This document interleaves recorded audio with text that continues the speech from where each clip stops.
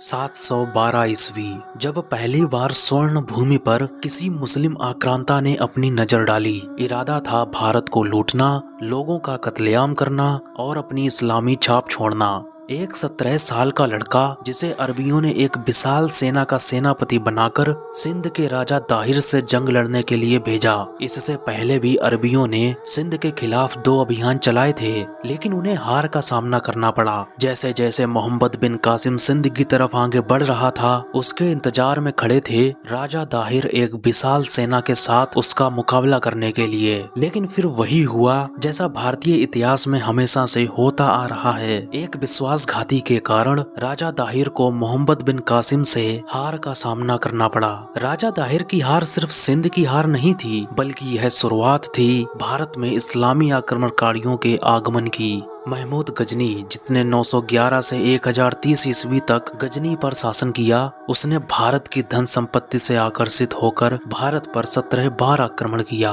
16वें आक्रमण के दौरान उसने सोमनाथ मंदिर को ध्वस्त कर दिया।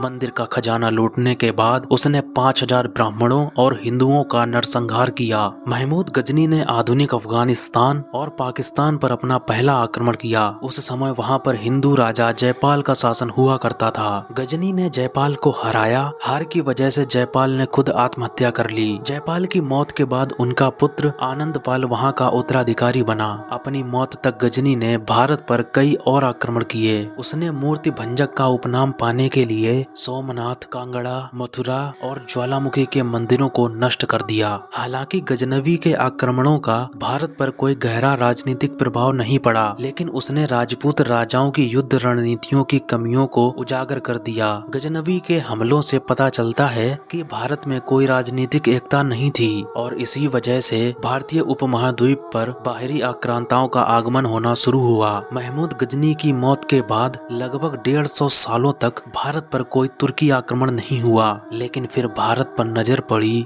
मोहम्मद गौरी की। गौरी ने मुल्तान और उच्च के किले पर आक्रमण करके उन्हें 1175 में आसानी से जीत लिया। गौरी वंश की शुरुआत गजनी के अधीन ही हुई थी, लेकिन जब महमूद गजनवी मर गया तो वे स्वतंत्र हो गए। गौरी ने गजनी एम्पायर के पतन का लाभ उठाते हुए गजनी को अपने अधीन कर लिया। गजनी को जीतने के बाद उसकी नजर अब भारत पर थी। वह भारत को जीतकर अपने साम्राज्य का विस्तार करना चाहता था।